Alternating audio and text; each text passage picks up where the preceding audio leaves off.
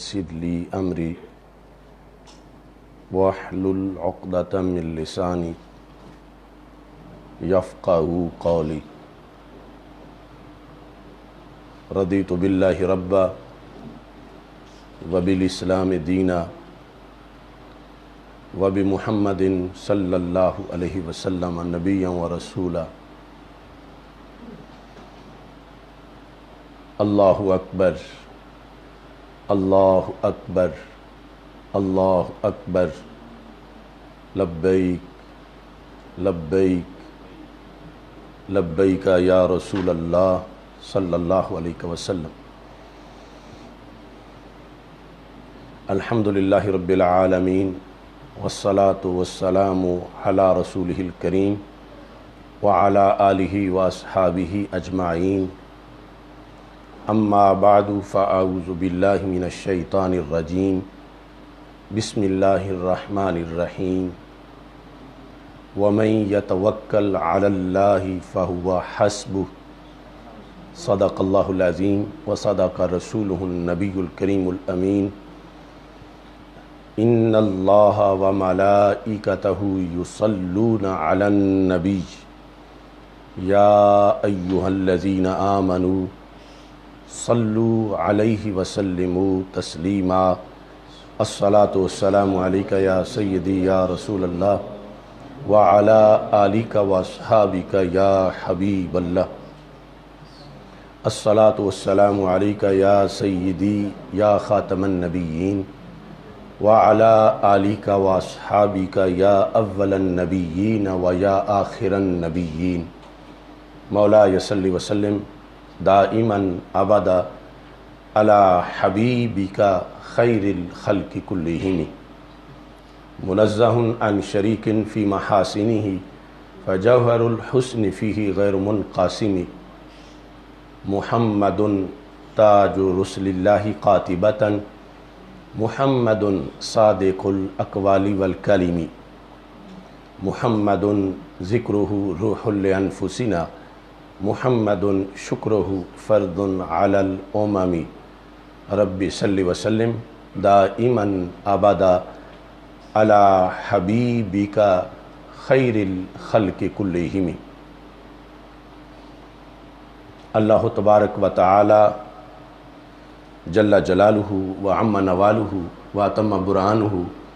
وعظم شانہ وجل ذکرہ وعز اسمہ کی حمد و ثنا، اور حضور سرور کائنات مفخر موجودات زینت بزم کائنات دستگیر جہاں غم گسار زماں سید سرواراں حامی بے کساں قائد المرسلین خاتم النبیین احمد مجتبی جناب محمد مصطفیٰ صلی اللہ علیہ وآلہ واصحابہ وبارک وسلم کے دربار گوہر بار میں ہدیہ درود و سلام عرض کرنے کے بعد السلام علیکم ورحمۃ اللہ وبرکاتہ۔ رب ذوالجلال کے فضل اور توفیق سے رمضان المبارک کے منور مقدس معطر لمحات میں آخری عشرے میں نار جہنم سے آزادی کے لمحات میں 27ویں سالانہ فہم دین کورس میں ہمیں شرکت کی سعادت حاصل ہو رہی ہے۔ تحریک لبیک یا رسول اللہ صلی اللہ علیہ وسلم اور تحریک صراط مستقیم کی طرف سے حضرت شاہ جلال رحمہ اللہ تعالی ریسرچ سینٹر سے یہ پروگرام پیش کیا جا رہا ہے۔ میری دعا ہے خالق کائنات جل جلالہ ہم سب کو قرآن و سنت کا فہم عطا فرمائے، آخری سانس تک ختم نبوت پہ پہرا دینے کی توفیق عطا فرمائے، اور رب ذوالجلال جہنم سے آزادی کے اس عشرے میں ہم سب کو نار جہنم سے آزاد فرمائے۔ آج ہماری گفتگو کا موضوع ہے احتیاط اور توکل ساتھ ساتھ۔ قرآن مجید برہان رشید میں بار بار مومن کو اللہ پر توکل کرنے کا حکم دیا گیا ہے، اور ساتھ ہی احتیاطی تدابیر اور اسباب کے استعمال کا بھی حکم دیا گیا ہے۔ یہ موضوع ایک کلیدی موضوع ہے۔ میں سمجھتا ہوں کہ کرونا وائرس کے لحاظ سے جو ایک عالمی فتنہ ابھرا، اگر امت مسلمہ قرآن و سنت کی روشنی میں اس کے مقابلے میں اپنا موقف اپناتی، حرمین شریفین سے لے کر ازہر اور باقی بلاد اسلامیہ میں، تو یقیناً امت مسلمہ کو کبھی بھی کوئی پریشانی نہ ہوتی۔ لیکن خشت اول چو نہد معمار کج، تا سریا میر ود دیوار کج۔ معمار جب پہلی اینٹ ہی ٹیڑھی رکھتا ہے تو سریا تک بھی دیوار جائے تو ٹیڑھی ہی رہتی۔ کرونا وائرس کے لحاظ سے سب سے پہلی بات کہ یہ ایک سے دوسرے کو لگ جاتا ہے، اس نظریے کو شرعی نقطہ نظر سے کنڈیم نہیں کیا گیا ان فورمز پر جن سے پوری امت کی ترجمانی ہوتی ہے۔ ہم نے تو اللہ کے فضل سے اس پر درجن سے زائد خطابات کیے، مگر چونکہ ہماری آواز کو روزانہ دبایا جاتا ہے اور روزانہ ہمارے پیج بلاک ہوتے ہیں، تو اس حد تک وہ بات پہنچ نہیں سکی۔ لیکن اجتماعی طور پر جو اصحاب فتویٰ تھے، ان کے غلط فتووں کی وجہ سے اور پھر غلط تشریحات جو حدیث کی گئیں، اس وجہ سے امت کو بہت دھچکا لگا، اور اب بھی اگر رجوع نہ کیا گیا اس غلطی سے واپسی کی طرف، اور رجوع کی شکل میں سجدہ صاحب نہ کیا گیا، تو اس سے آگے بھی بہت سے ایجنڈے، خطرناک ایجنڈے عالم کفر کے ہمارے خلاف موجود ہیں، جن کا مقابلہ صرف شریعت کی قوت سے ہی کیا جا سکتا ہے۔ نہ احتیاط سے انکار ہے اور نہ توکل سے انکار ہے۔ توکل کا بھی حکم ہے، احتیاط کا بھی حکم ہے، لیکن جب دونوں کے لحاظ سے جو شرعی حدود ہیں، دائرہ کار ہے توکل کا اور احتیاط کا، اس کو پیش نظر نہ رکھا جائے، خواہ توکل میں خواہ احتیاط میں، تو اس سے پھر مسائل جنم لیتے ہیں اور شریعت کی خلاف ورزی لازم آتی ہے۔ قرآن مجید برہان رشید میں رب ذوالجلال نے فرمایا وَمَن يَتَّقِ اللَّهَ يَجْعَلْ لَهُ مَخْرَجًا، جو اللہ سے ڈرتا ہے اللہ اس کے نکل جانے کی جگہ یعنی نجات کی راہ بنا دیتا ہے، اسے کوئی گھیر نہیں سکتا۔ وَمَن يَتَّقِ اللَّهَ يَجْعَلْ لَهُ مَخْرَجًا، مخرج جس طرح مین روڈ سے جو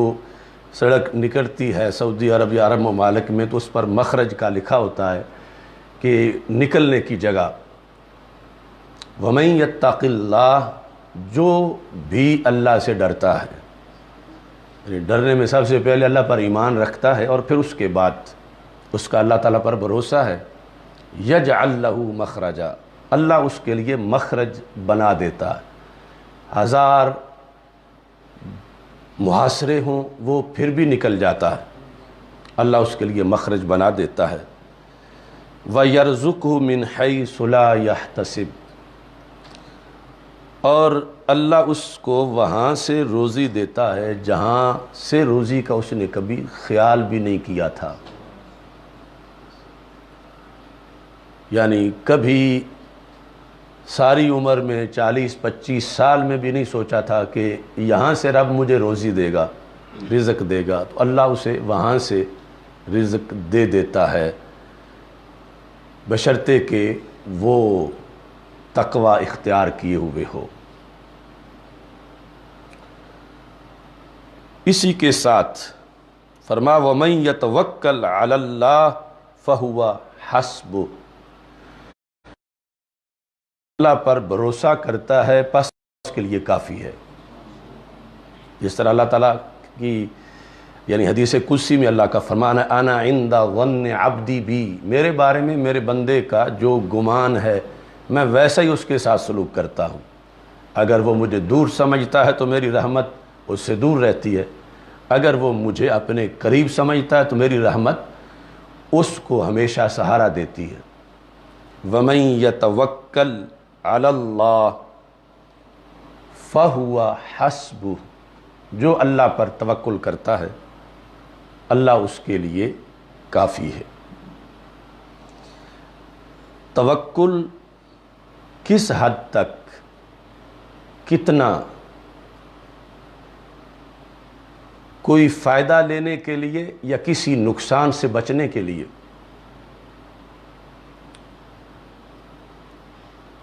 یعنی ایک یہ ہے کہ کوئی بندہ مثال کے طور پر فصل کاشت کرتا ہی نہیں اور کہے میں بڑا متوکل ہوں، میری گندم تو 40-50 بوری ہو ہی جانی ہے چونکہ میں نے اللہ پر توکل کر رکھا ہے، جبکہ جو اسباب اس نے اپنانے تھے وہ اپنائے ہی نہیں. گندم اس نے کاشت کی، نہ اس نے وہاں ہل چلایا، اگرچہ اللہ کی قدرت میں ہے وہ کن سے سب کچھ کر دے، لیکن جو اسباب ہیں یہ بھی ہو سکتا ہے کہ اللہ ویسے ہی کسی سے اس کو 30 بوری گندم دلوا دے، لیکن جو اسباب ہیں اس کے مطابق اس کھیت سے جس میں کاشت کچھ نہیں کیا گیا وہاں سے پیداوار کیسے ہوگی. تو رب ذوالجلال نے توکل سے پہلے اسباب کی دعوت بھی دی ہے، اور ان اسباب کے لحاظ سے بھی ایک طویل بحث ہے کہ کون سے اسباب پر بھروسہ کیا جا سکتا ہے اور کون سے اسباب پہ بھروسہ نہیں کیا جا سکتا. قرآن مجید برہان رشید میں توکل کے ساتھ دوسری طرف اللہ یہ بھی فرماتا وَلَا تُلْقُوا بِأَيْدِيكُمْ إِلَى التَّهْلُكَةِ، اپنے آپ کو ہلاکت میں نہ ڈالو. وَلَا تَقْتُلُوا أَنفُسَكُمْ، اپنے آپ کو قتل نہ کرو. یہ دونوں آیات ہی فتوے میں حرمین شریفین کے مفتیوں نے بھی کرونا وائرس کے مسئلے میں لکھ کر حرمین شریفین کو بند کر دیا، مساجد کو بند کر دیا. ابھی تک مسجدیں بند ہیں، یعنی یہ دبئی وغیرہ سب مکمل سیل ہیں مسجدیں. اور یہ آیات ہی جامعۃ الازہر والوں نے لکھ کر کہ اللہ کا حکم ہے کہ اپنے آپ کو ہلاکت میں نہ ڈالو، اور تم مسجد میں گئے کرونا لگ جائے گا ہلاک ہو جاؤ گے، اللہ فرماتا ہلاکت میں نہ ڈالو لہٰذا مسجدیں بند کر دو.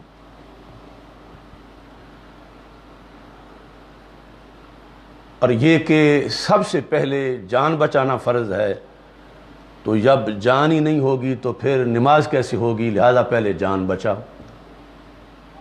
یہ ایک بیان توکل ہم دونوں طرف سے جو قرآن و سنت میں اس کے دلائل ہیں ان کو سامنے رکھ کر یہ بحث کرنا چاہتے ہیں کہ دونوں چیزیں ضروری ہیں لیکن دونوں کی حدود ہیں، اور دونوں کی حدود جب چھوڑی جائیں تو پھر قرآن و سنت کی خلاف ورزی لازم آتی ہے. نتیجتاً یہ ہے کہ یہ جو فتویٰ دیا گیا سراسر غلط ہے. لا تقتلوا انفسکم والی آیت یہاں نہیں فٹ ہوتی، اور نہ ہی ولا تلقوا بایدیکم الی التہلکہ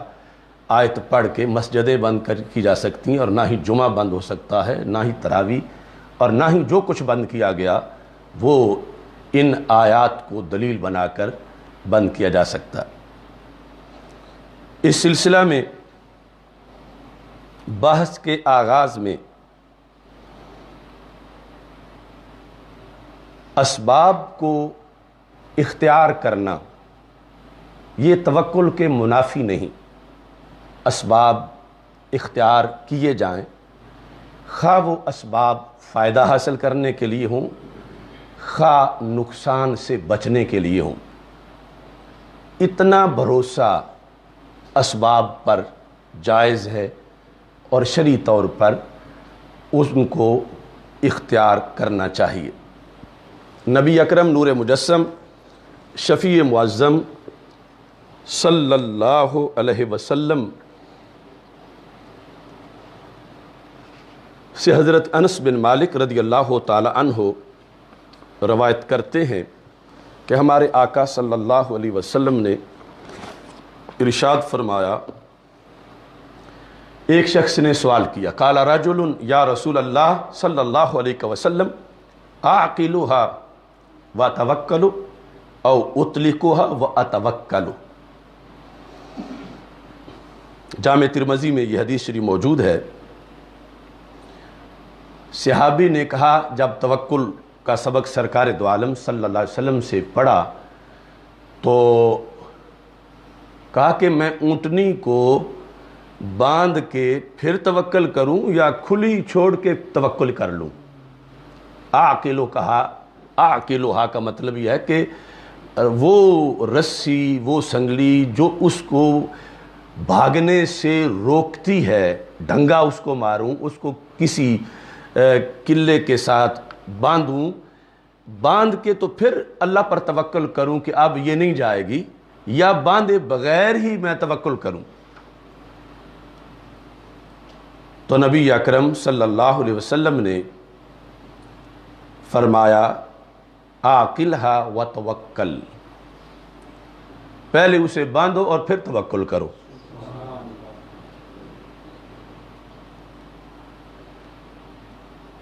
عاقلھا وتوکل،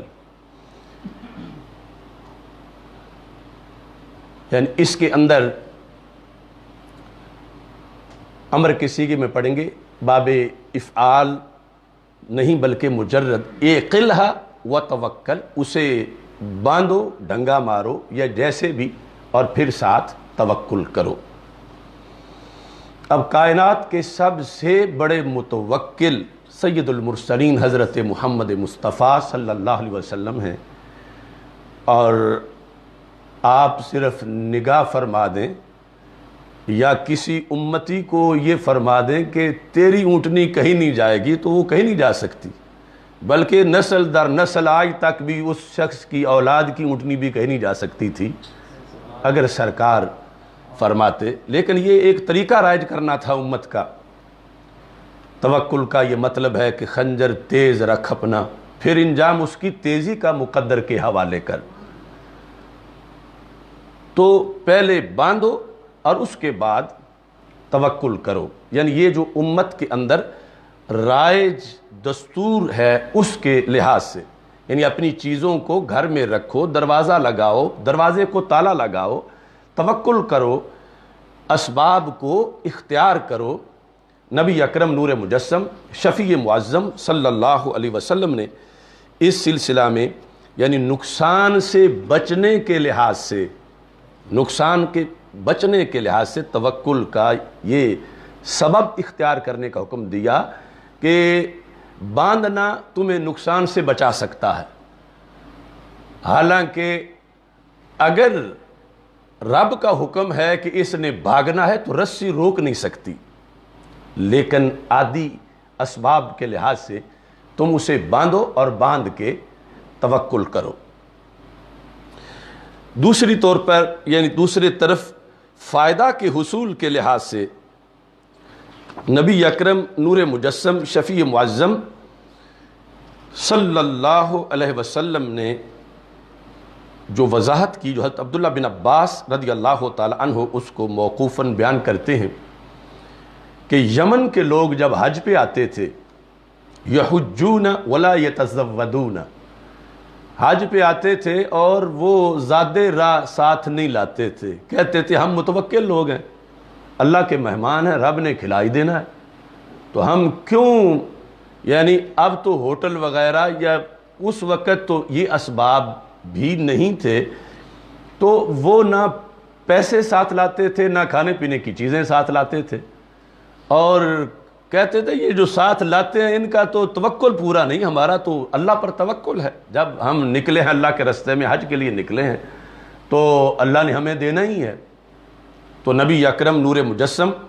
شفیع معظم صلی اللہ علیہ وسلم پر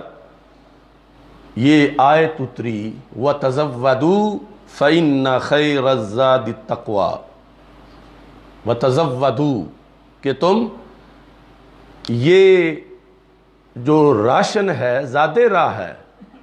یہ گھر سے لے کے چلا کرو، یعنی یہ توکل نہیں کہ تم اس حد تک آ جاؤ کہ پھر آگے آ کے مانگنا شروع کر دو۔ فَإِذَا قَادِمُوا مَكَّةَ سَأَلُوا النَّاسَ، جب وہ لوگ یمن والے مکہ مکرمہ آ جاتے تھے تو پھر لوگوں سے مانگنا شروع کر دیتے تھے۔ ہاں ایک مرتبہ خواص کا توکل کا ہے، اس کے لحاظ سے پھر ان میں صبر بھی اتنا ہے کہ وہ پھر مانگتے نہیں، تو یہ پہلے تو توکل کی آڑ میں نکلتے تھے اور آگے آ کے پھر صبر نہیں ہو سکتا تھا، بھوک ستاتی تھی تو سوال شروع کر دیتے تھے، تو رب ذوالجلال نے حکم دیا تزودوا، یعنی یہ کوئی توکل کے منافی نہیں ہے کہ گھر سے زادِ راہ لے کے نکلنا، گاڑی کے تیل کا معائنہ، ٹائروں کو دیکھ لینا، یہ اس طرح کی احتیاطیں، یہ ساری چیزیں یہ توکل کے منافی نہیں ہیں۔ وَتَزَوَّدُوا، تم زادِ راہ پکڑا کرو، اختیار کرو، اور بہترین زادِ راہ تقوی ہے، اور آگے سوال کرو گے تو پھر تقوی کی خلاف ورزی لازم آئے گی۔ یہاں پر ضمناً جو خواص کا تقوی ہے وہ اس وقت ہمارے موضوع سے علیحدہ ایک بحث ہے۔ جب حضرت ابراہیم علیہ السلام آپ کو نار نمرود میں گرایا جانے لگا، بلکہ منجنیق سے نکل چکے تھے اور آگ میں داخل ہونے والے تھے، فضا میں درمیان میں تھے، اب کوئی سہارا نہیں تھا بظاہر، کیونکہ منجنیق سے تو اچھال دیے گئے ہیں، آگے آگ ہے، درمیان میں تھے کہ سامنے جبریل علیہ السلام آ گئے، حل لک من حاجہ، کہ اے اللہ کے خلیل میرے ذمے کوئی خدمت ہو تو بتاؤ، میں جو کر سکتا ہوں رب کی دی ہوئی طاقت سے، تو یعنی طاقت تو یہ بھی ہے کہ وہ آگ والی ساری جگہ کو جبریل پر مار کے الٹا کر دے اور خلیل بچ جائیں۔ تو حضرت ابراہیم علیہ السلام نے کہا اما الیک فلا، تم کون ہوتے ہو میری حاجت پوری کرنے والے؟ یہ مطلب بنتا ہے کہ جہاں تک تمہارا تعلق ہے تم میری کوئی حاجت نہیں پوری کر سکتے، حالانکہ ان سے مدد لے لینا جائز تھا، چونکہ یفعلون ما یؤمرون، فرشتوں کی شان یہ بیان کی گئی جو رب کا حکم ہو وہی کام کرتے ہیں، تو رب کے حکم سے ہی جبریل آئے تھے، اللہ کے حکم کے بغیر نہیں آئے تھے، اور رب ہی کی دی ہوئی قوت کا مظہر تھے، جائز تھا کہ خلیل مدد ان سے لے لیتے، مگر وہ خلیل ہیں اور وہ یہ سمجھتے ہیں کہ یہ جبریل کون ہوتے ہیں درمیان میں، میرا اور اللہ کا معاملہ ہے، اما الیک فلا، تجھ سے مدد چاہوں میں نہیں چاہوں گا۔ اب کچھ لوگ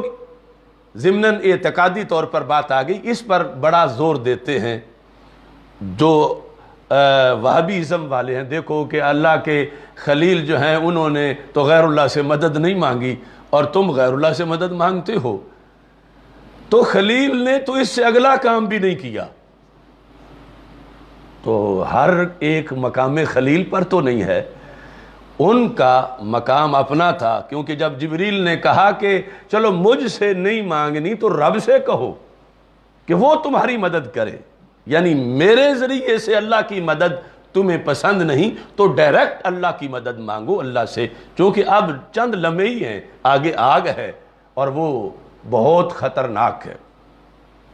تو حضرت ابراہیم علیہ السلام نے کہا حسبی من سوالی علمہ بحالی، کیوں اس سے مانگوں؟ کیا اسے پتہ نہیں میرا خلیل ہے؟ حسبی من سوالی علمہ بحالی، میرے مانگنے سے زیادہ وہ خود ہی جانتا ہے، یعنی میں تب مانگوں جب اسے پتہ نہ ہو۔ تو اب ہر بندے کا تو یہ مقام نہیں ہے کہ وہ کہے میں نے دعا بھی نہیں کرنی رب سے، ہر بندہ نہیں کر سکتا۔ تو جیسے اب دعا جائز تھی لیکن نہیں کی، ان کا ایک مقام ہے، ایسے ہی مدد لینا جائز تھا مگر ان کا ایک مقام ہے، انہوں نے کہا میں نہیں لیتا، تو اللہ کی مدد آ پہنچی۔ تو یہ توکل کا ایک خواص کا انداز ہے۔ نبی اکرم نور مجسم شفیع معظم صلی اللہ علیہ وسلم سب متوکلین سے بڑے متوکل ہیں، لیکن کائنات میں امت نے قیامت تک کے لیے جن امور کے ذریعے سے اپنی زندگی نبھانی تھی تو سرکار نے وہ امور رائج کیے، یعنی نبی اکرم نور مجسم شفیع معظم صلی اللہ علیہ وسلم نے جو دوائی استعمال کی یہ امت کے لیے ایک سنت بنانے کے لیے، ورنہ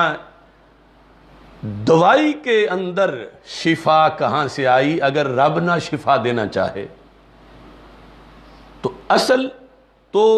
شفا رب ذوالجلال کی طرف سے ہے، تو سرکار کا توکل تو اجازت نہیں دے رہا تھا، لیکن یہ کہ امت جب دوائی کے مسئلے پر آئے گی تو ان کے سامنے میری سنت ہونی چاہیے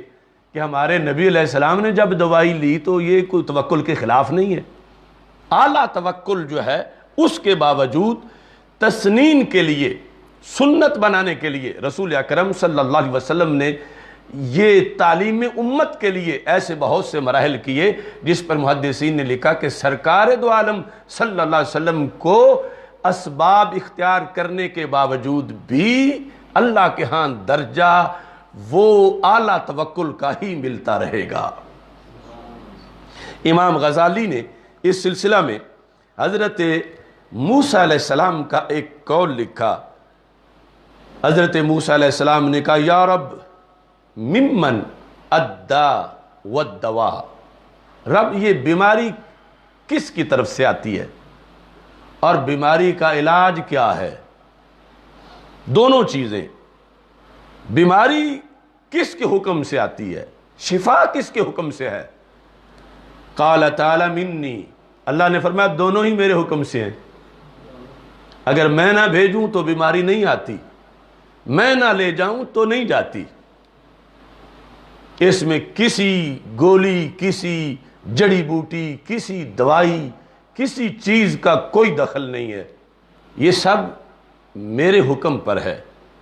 آتی بھی میرے حکم پر ہے اور جاتی بھی میرے حکم پر ہے۔ تو حضرت موسیٰ علیہ السلام اللہ کے کلیم نے بہت خوبصورت سوال کیا، فرمایا فما یصنع الاطباء، پھر یہ ڈاکٹر کیا کرتے ہیں، طبیب کیا کرتے ہیں؟ یہ طبیبوں کا سلسلہ پھر کیوں ہے؟ یعنی پھر ان کے پاس جانا ناجائز ہونا چاہیے اور یہ طب کا عمل کرنا ناجائز ہونا چاہیے کہ جب یہ ہے ہی فضول کام کہ بیماری آنا بھی بیماری نے تیرے حکم سے ہے، جانا بھی تیرے حکم سے ہے، تو پھر طبیبوں کی تو دکانیں بند ہونی چاہیے، طبیب بننا ہی ناجائز ہونا چاہیے، طبیبوں کے پاس جانا ہی ناجائز ہونا چاہیے کہ ایک فضول کام ہے، بس ہونا وہی ہے جو رب نے کرنا ہے، تو پھر آئے گی بھی رب کی مرضی سے، جائے گی بھی رب کی مرضی سے، تو پھر طبیبوں کا درمیان میں کردار کیا ہے؟ فما یصنع الاطباء، یہ 303 صفحہ احیاء العلوم کی 4 جلد کا، اس میں یہ مکالمہ لکھا ہے۔ اللہ تعالیٰ نے جواب دیا،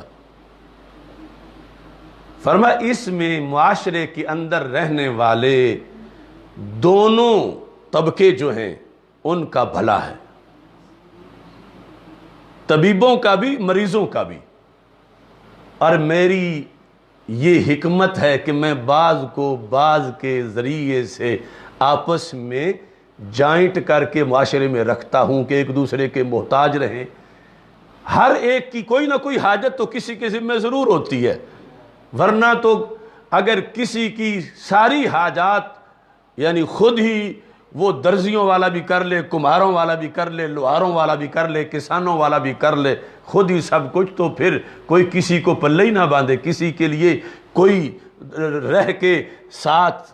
سوسائٹی سیولائزیشن میں ایسا ہو ہی نہ۔ وہ ایک علیحدہ ایک فلسفہ ہے۔ تو رب ذوالجلال نے فرمایا میں نے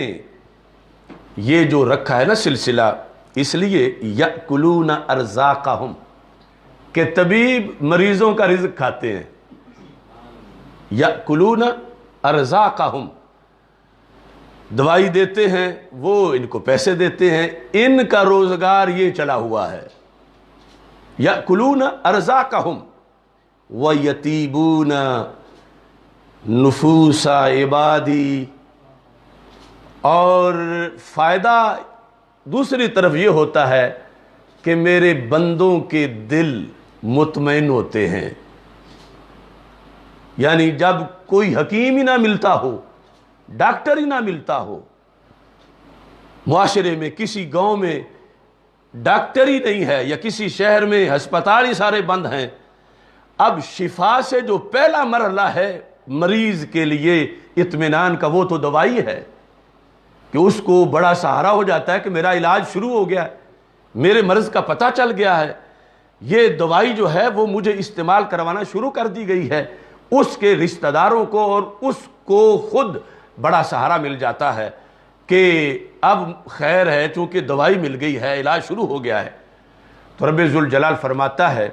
ان کا یہ بھلا ہو جاتا ہے کہ ان کی طبیعت خوش ہو جاتی ہے، وہ طبعاً خوشی محسوس کرتے ہیں، اور وہ خوشی بظاہر ان کے ذریعے ملتی ہے، ڈاکٹروں کے ذریعے، طبیبوں کے ذریعے، کہ دوائی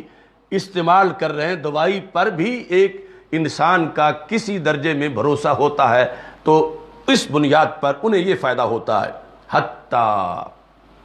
یہ ہے تقدیر، حتیٰ یأتی شفائی او قضائی، فرمایا یہ ڈاکٹر اور مریض آپس میں ان کو جوائنٹ کر دیا گیا ان حکمتوں کے پیش نظر، لیکن نہ ڈاکٹر کو پتہ ہے میرے فیصلے کا، نہ مریض کو پتہ ہے میرے فیصلے کا۔ ڈاکٹر کے پاس شفا نہیں ہے،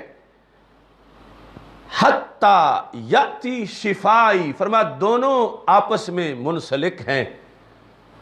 اور اس پر آگے معاشرے کے کئی ثمرات مرتب ہوتے ہیں، یہاں تک کہ یا تو میری شفا آ جاتی ہے یا میری طرف سے قضا آ جاتی ہے۔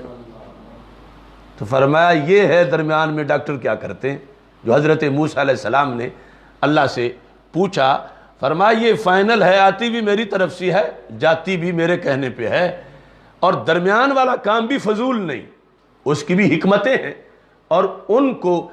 پیش نظر جو ہے رکھتے ہوئے پھر وہ دوائی استعمال کی جاتی ہے۔ تو دوائی اس بنیاد پر یعنی استعمال کرنا خلاف شرع نہیں، شریعت ہے، اس میں سنت ہے، فائدہ ہے، جائز ہے، مگر پھر بھی خواص جو ہیں سرکار ہی کی تعلیم سے پیدا ہونے والے توکل پر وہ ایسے درجے پہ فائز ہوئے کہ انہوں نے دوائی سے بھی انکار کیا، مگر وہ جو پھر صبر کر سکے۔ تو اب یہ صورتحال جو ابھی بحث کی گزر رہی ہے، یہ جواز اور عدم جواز اور علیحدہ علیحدہ نصاب اور علیحدہ علیحدہ اوقات کے لحاظ سے یہ معاملہ ہے۔ حضرت ابوبکر صدیق رضی اللہ تعالی عنہ بیمار ہوئے تو آپ سے کہا گیا لو دعونا لک طبیبا، کاش کہ آپ ہمیں اجازت دو تو آپ کے لیے ڈاکٹر یعنی حکیم طبیب کو بلا کے لے آئیں۔ تو آپ نے فرمایا الطبیب قد نظر الی، طبیب نے تو مجھے دیکھ لیا ہے، یعنی مریدین کہہ رہے تھے، ظاہر ہے کہ وہ بھی صحابہ تھے یا تابعین تھے، کہ ابو بکر صدیق آپ اجازت دو تو ہم طبیب نہ لے آئیں، بیماری دور ہو جائے گی۔ آپ نے فرمایا طبیب نے تو مجھے دیکھ لیا۔ اب لوگوں نے سمجھا شاید ہمیں پتہ نہیں تھا، کوئی ڈاکٹر کوئی دوسرا ساتھی لے کے آ گیا ہے، تو انہوں نے پوچھا کیا کہا ہے طبیب نے؟ تو آپ نے فرمایا وہ کہتا انی فعال لما ارید، میں وہی کرتا ہوں جو میں چاہتا ہوں۔ یعنی طبیب سے مراد لے رہے تھے اللہ کی ذات، کہ تم کہتے ہو طبیب نے نہیں دیکھا، طبیب لے آئیں۔ فرمایا طبیب نے دیکھا ہے مجھے۔ انہوں نے پوچھا پھر دیکھا ہے تو کیا کہتا ہے؟ تو کہا وہ یہ کہتا ہے انی فعال لما ارید، میں وہی کرتا ہوں جو میں چاہتا ہوں، لہذا میرا اسی پہ بھروسہ ہے۔ جب آپ نے یہ جواب دیا اس پر متوکلین سمجھ گئے کہ یہ ان کا ایک اپنی سپیشلائزیشن ہے توکل کے اندر، ورنہ جن کے نبی دوائی لے لیں امتی کیوں نہ لیں، لیکن رسول پاک صلی اللہ علیہ وسلم اس جہت میں کہ امت کے لیے سنت بنانا چاہتے ہیں کہ ایسا نہ ہو کہ یہ تو ہے صدیق اکبر اور عام بندہ ہو تو وہ کہے کہ یہ عجیب دین ہے، دوائی بھی نہیں لے سکتے، باقی سارے دینوں والے دوائی لیتے ہیں اور ہمیں دوائی سے بھی روک دیا گیا۔ تو سرکار نے سنت رکھی، لیکن جو ایسے معاملات پورے کر سکتے ہیں، اعلیٰ درجے کا توکل ہے، پھر ان کے لیے یہ جہت بھی سرکار ہی کے طریقہ کار کے اندر موجود ہے۔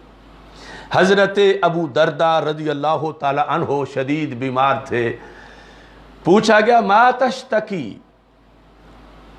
کیا بیماری ہے، کہاں درد ہے؟ ما تشتکی، آپ نے کہا ذنوبی، گناہوں کی بیماری ہے۔ وہ اعلیٰ درجے کے لوگ جنہیں دیکھنے والے بھی جنتی بن جائیں، لا تمس النار مرانی اور مرانی۔ نبی اکرم صلی اللہ علیہ وسلم نے فرمایا جس نے حالت ایمان میں مجھے دیکھا، یعنی میرا صحابی بنا، آگ اس کے قریب نہیں جائے گی، جہنم کی آگ اسے جلا نہیں سکتی، اور جس نے میرے صحابی کو دیکھا جہنم کی آگ اس کے قریب بھی نہیں جا سکتی۔ تو اتنے تقوی اور پارسائی والے لوگ، لیکن عاجزی ہے اور پھر اعلیٰ تقوی ہے۔ کہا بیماری کیا ہونی ہے ابو دردہ کو؟ بس گناہوں کی بیماری ہے، جن کا کبھی کوئی کام خلاف اولا بھی نہ ہو، کہتا ہے گناہوں کی بیماری ہے۔ قیل فما تشتہی، سائل نے بات پھیر کے کہا چلو بیماری تو آپ نے بتایا، اب بتاؤ کہ کس چیز پہ جی کر رہا ہے، طبیعت کیا چاہتی ہے، کیا کھلائیں کیا پلائیں، کیا چاہتے ہو؟ کہا مغفرت چاہتا ہوں۔ یعنی وہ کھانے پینے والی کوئی چیز یا کوئی دوائی، اس کے مقابلے میں کہا مغفرت ربی، اپنے رب کی طرف سے مغفرت چاہتا ہوں۔ قالوا الا ندعو لک طبیبا، کیا ہم آپ کے لیے طبیب نہ بلا کے لے آئیں؟ حضرت ابو دردہ رضی اللہ تعالی عنہ سے جب یہ کہا گیا، کہتے ہیں الطبیب امرضنی، طبیب نے ہی تو بیمار کیا ہے، طبیب نے ہی تو بیمار کیا ہے، یعنی اللہ نے، اور تم کہتے ہو ہم طبیب نہ بلا کے لے آئیں۔ یہ تمہارے طرف سے پیش کی گئی یہ باتیں، اور یہ تمہاری آفر یہاں کوئی بھی نہیں چلتی۔ طبیب نے ہی بیمار کیا ہے، طبیب ہی چاہے گا تو میں صحیح ہو جاؤں گا۔ وَإِذَا مَرِضْتُ فَهُوَ يَشْفِينِ، وہی شفا دے دے گا، اسی کی شفا سے ہے، ورنہ قضا آ جائے گی۔ حضرت ابو ذر غفاری رضی اللہ تعالی عنہ، آپ کی دونوں آنکھیں بیمار تھیں، شدید مرض تھا۔ کہا گیا لو داویتہما، کاش کہ کوئی دوائی استعمال کر لیں، کوئی آنکھوں میں قطرے ڈال لے، کوئی دوائی استعمال کریں۔ قال انی عنہما مشغول، کہا میرے پاس اتنا ٹائم نہیں کہ میں آنکھوں کے لیے دوائی ڈھونڈتا پھروں یا آئی ہوئی میں آنکھوں میں ڈالوں، میں مشغول ہوں، میں مصروف ہوں۔ فقیل لو سألت اللہ تعالی ان یعافیک، تو ٹھیک ہے کسی حکیم کے قطر نہیں ڈالنا چاہتے، اللہ سے تو کہو نا کہ وہ آنکھیں صحیح کر دے۔ اب یہ کہ ہر نبی صلی اللہ علیہ وسلم کو جو کمال ملا وہ مجموعی رب نے ہمارے آقا علیہ السلام کو عطا کیے اور پھر اضافہ کیا۔ جو حضرت امام شافعی حرم میں بیٹھے تھے اور کہا کہ ہر کمال جتنے انبیاء علیہ السلام کو سارے کمالات ملے وہ ہمارے آقا علیہ السلام کو رب نے دیے اور اس کے اوپر اضافہ کیا۔ تو کوئی نصرانی تھا تو اس نے کہا حضرت عیسیٰ علیہ السلام تو مردوں کو زندہ کرتے تھے، تو تم اپنے نبی علیہ السلام کا یہ کمال دکھاؤ۔ تو آپ نے فرمایا مردے کو زندہ کرنا چھوٹی سی بات ہے، ہمارے نبی علیہ السلام کا تو اس سے بھی آگے کا کمال ہے۔ احیاء موتا ہے کہ جہاں پہلے حیات تھی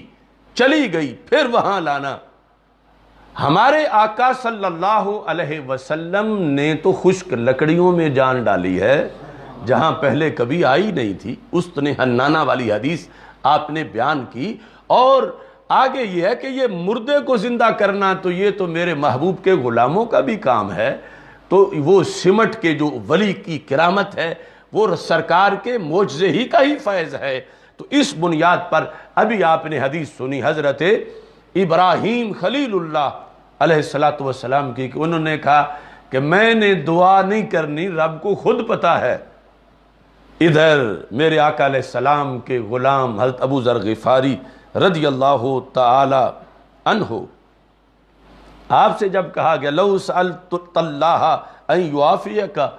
کاش کہ اللہ سے آپ کہیں دعا کریں اللہ تجھے عافیت عطا فرمائے۔ فقال اسألہ فیما هو اہم علی منہما، میں آنکھوں کی صحت کی بات رب سے نہیں کروں گا، میں نے رب سے ان دونوں سے بڑی چیز کا سوال کیا ہوا ہے۔ یہ کوئی چیز ہے مانگنے والی رب سے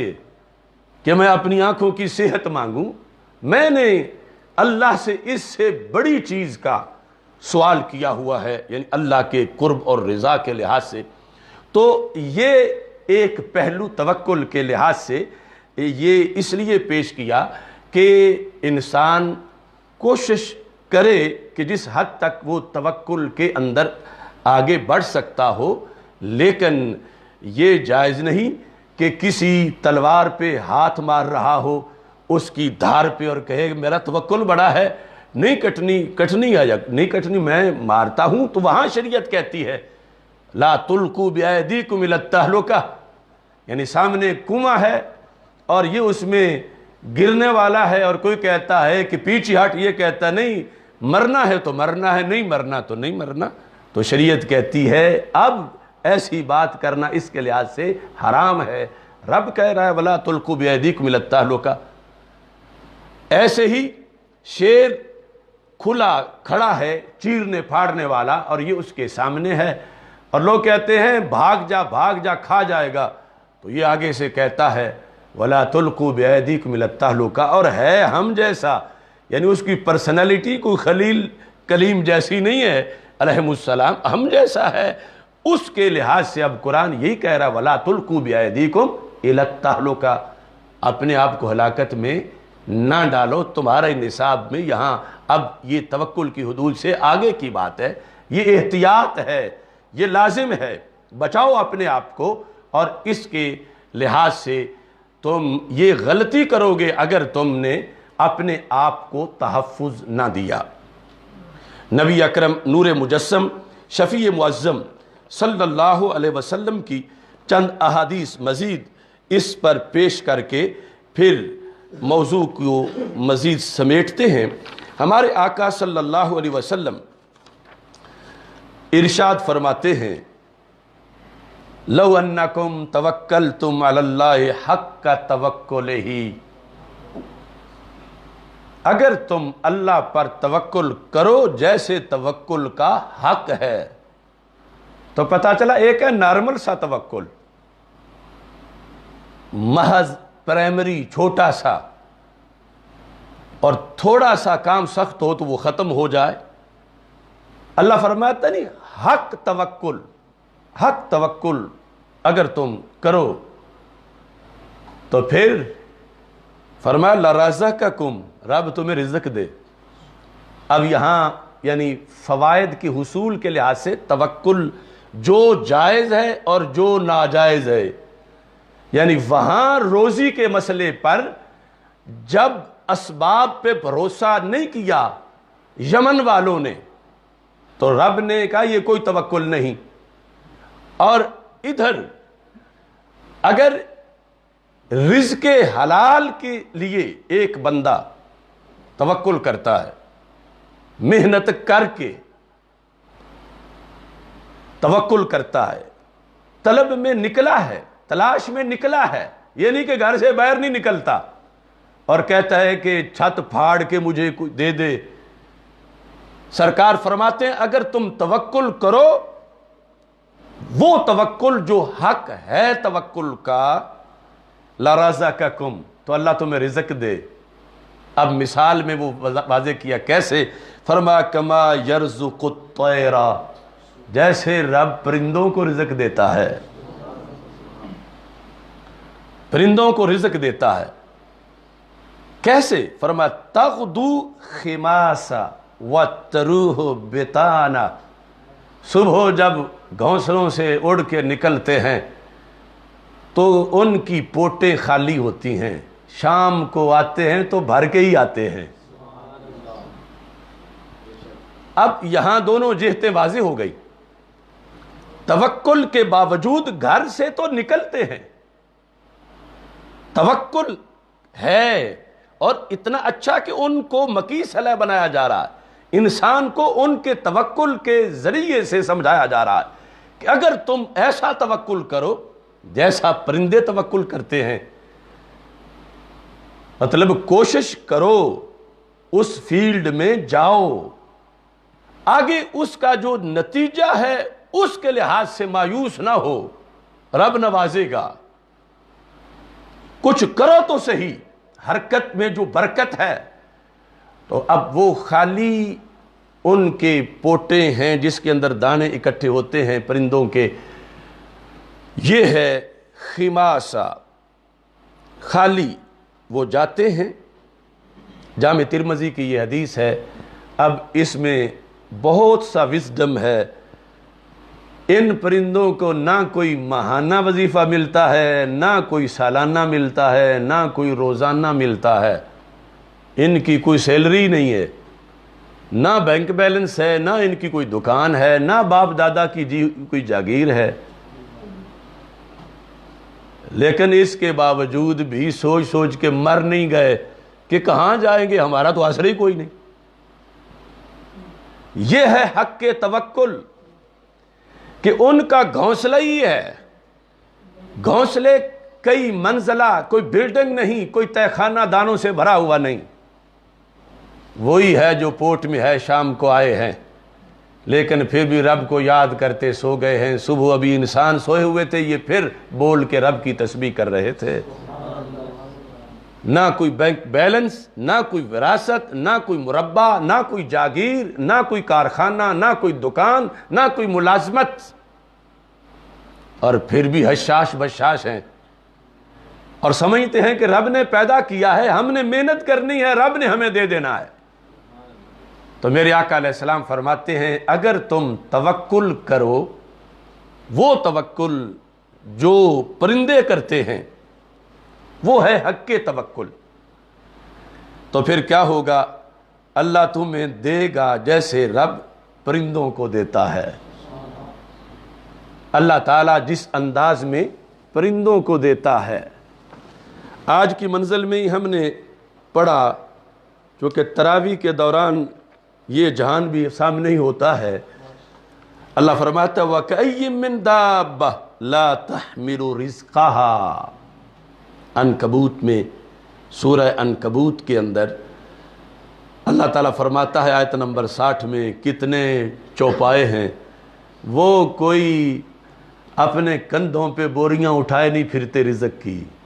لا تحمل رزقها، اپنا رزق نہیں اٹھائے پھرتے، اللہ یرزقھا، رب انہیں رزق دیتا ہے، وَإِيَّاكُمْ، تمہیں بھی رب ہی دیتا ہے۔ تو ان مثالوں سے خالق کائنات جل جلالہ نے توکل کی حدود کو معین کیا۔ اب جائز ناجائز دونوں کو سمجھنے کے لحاظ سے یہ مثال جو رسول پاک صلی اللہ علیہ وسلم نے دی اور ان کو آئیڈیل قرار دے دیا توکل میں، پرندوں کو کبھی ادنا چیز بھی اعلیٰ کے لیے آئیڈیل بنا دی جاتی ہے، یہاں تک کہ صحیح مسلم میں یہ حدیث ہے کہ رسول اکرم صلی اللہ علیہ وسلم ارشاد فرماتے ہیں یدخل الجنت اقوام، جنت میں بہت سے لوگ ایسے داخل ہو جائیں گے، یعنی ایمان والی شرط ہے آگے، افئدتہم مثل افئدت الطیر، ان کے دل پرندوں کے دلوں کی طرح ہیں، ان کے دل افئدتہم، حالانکہ جو قلب انسانی ہے اس جیسی نفیس چیز تو کائنات میں اور کوئی ہے نہیں، اللہ کی معرفت کا گہوارہ ہے،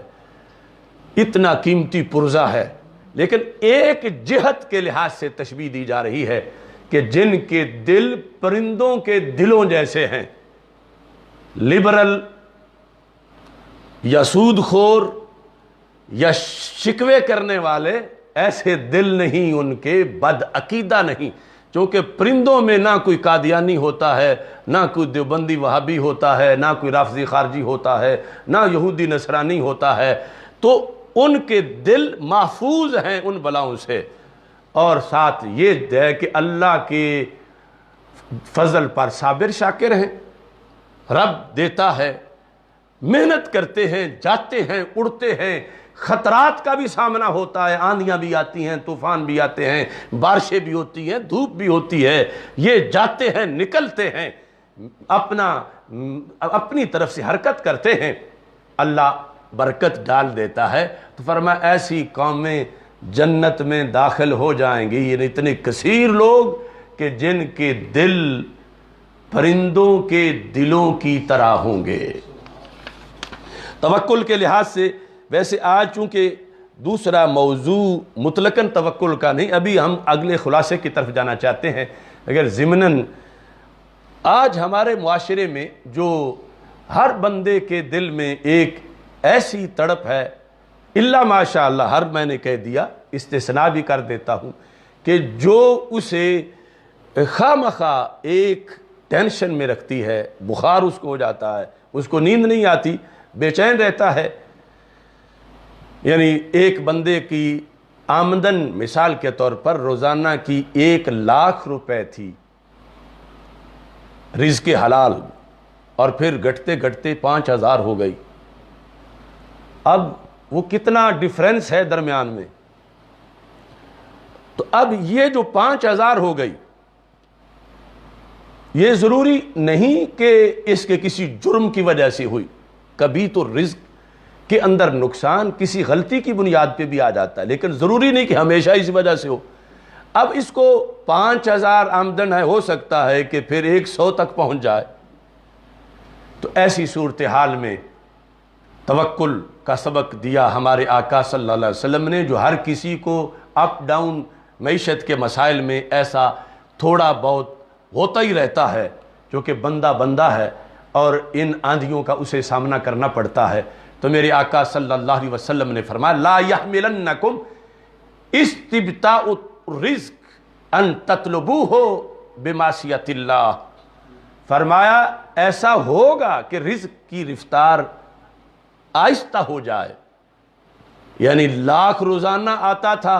تو اس کی جگہ 5,000 آ رہا ہے یا 100 آ رہا ہے یا کچھ بھی نہیں آ رہا،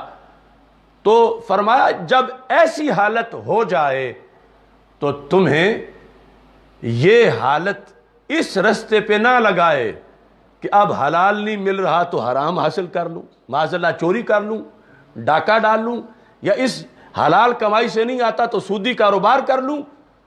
سرکار فرماتے ہیں تم میں سے کوئی شخص اس وقت تک مر نہیں سکتا جب تک اپنا رزق کھا نہیں لے گا۔ کھائے گا تو پھر روح نکلے گی۔ دنیا کی کوئی قوت تمہیں مار نہیں سکتی اس وقت تک جب تک تمہارا رزق مکمل نہیں ہوگا۔ تو وہ مکمل ہونا ہے تو پھر جانا ہے۔ تو وہ رکا ہوا ہے اللہ کے ہاں، اور اس نے تجھے آزمائش میں ڈالا ہے، وہ نتیجہ جانتا ہے۔ لیکن تیری جو سرداری ہے باقی مخلوقات کو بھی تو بتانا ہے کہ بلا وجہ سردار نہیں بنایا، اس کے امتحانات بھی ہوئے ہیں، یہ پاس بھی ہوا ہے۔ یا پھر جنت میں درجات جب دوسروں کے یہ بلند دیکھے گا تو اسے کہا جائے گا تیرے بھی بلند ہونے تھے اگر تو بھی اس طرح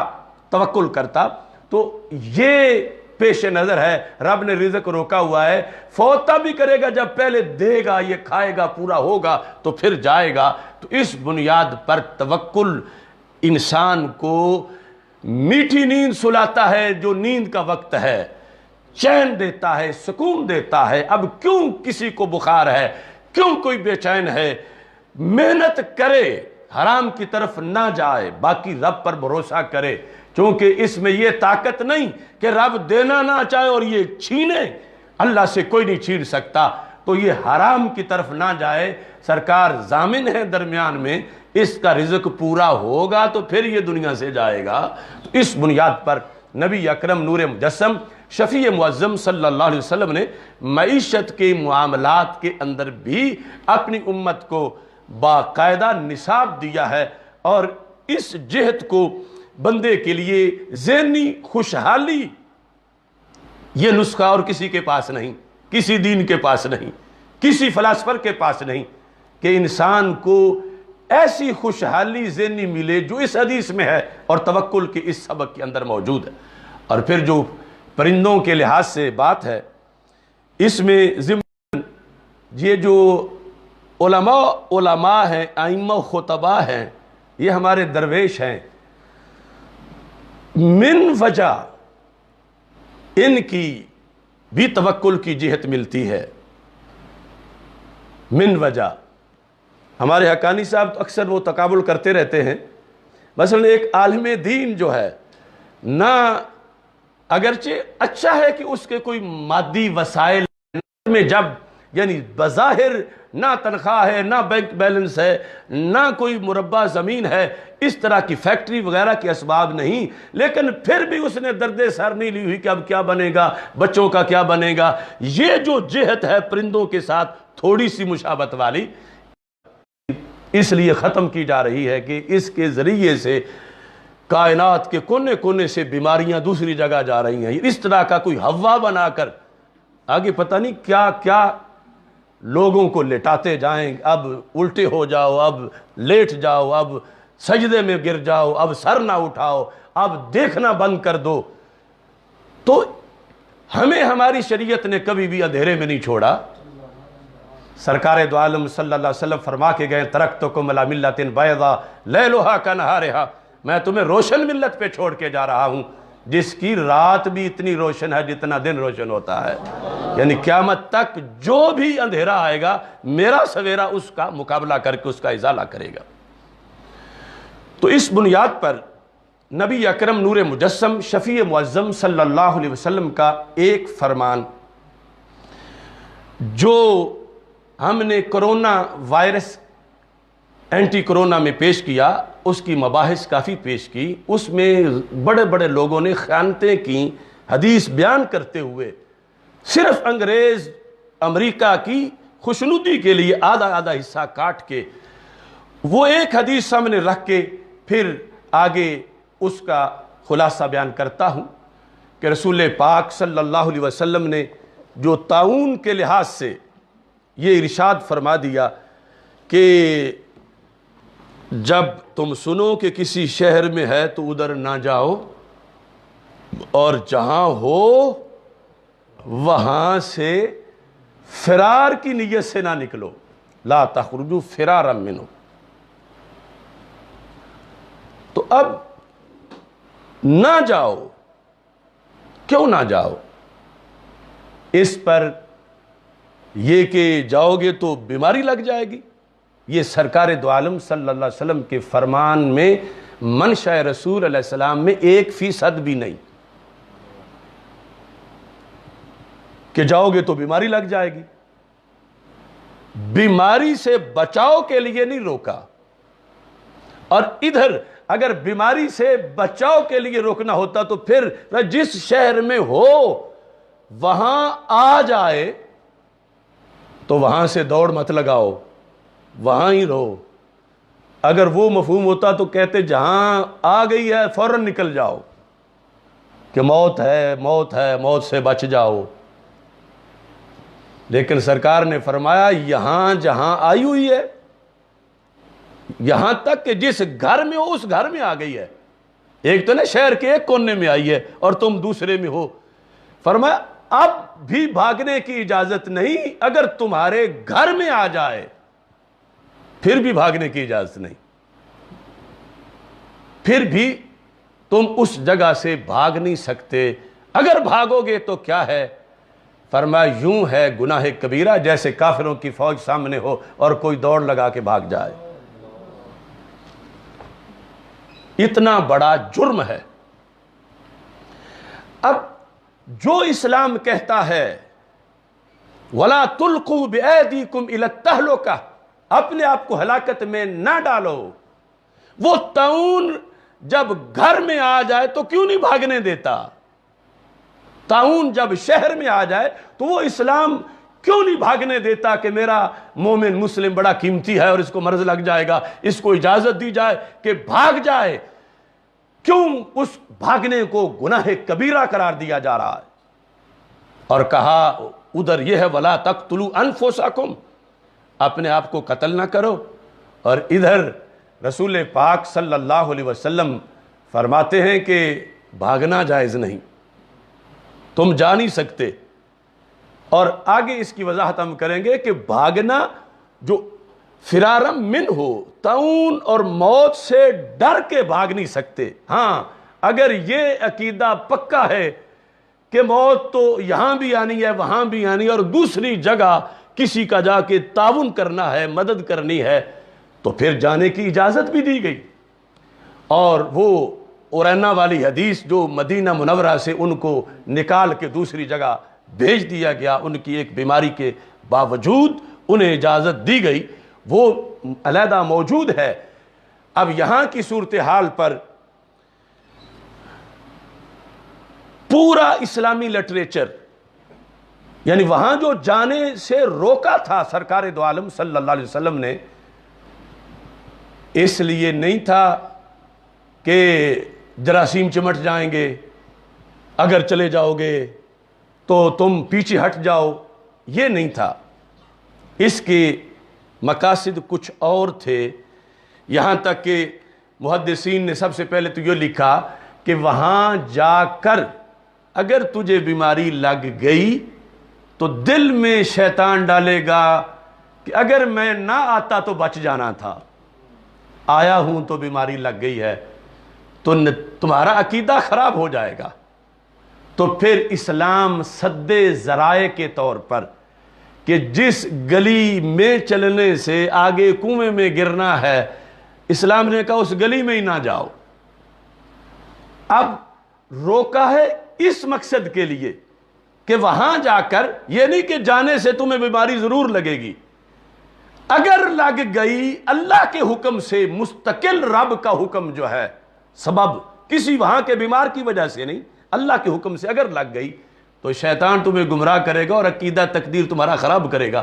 تو ہر بندہ اتنی قوت مدافعت نہیں رکھتا کہ شیطان کو ایسے موقع پہ ڈانٹ کے پیچھے کرے, لن یصیبنا الا ما کتب اللہ لنا. یہاں تو بڑے بڑے گرے ہوئے ہم نے دیکھے ہیں. تو اس بنیاد پر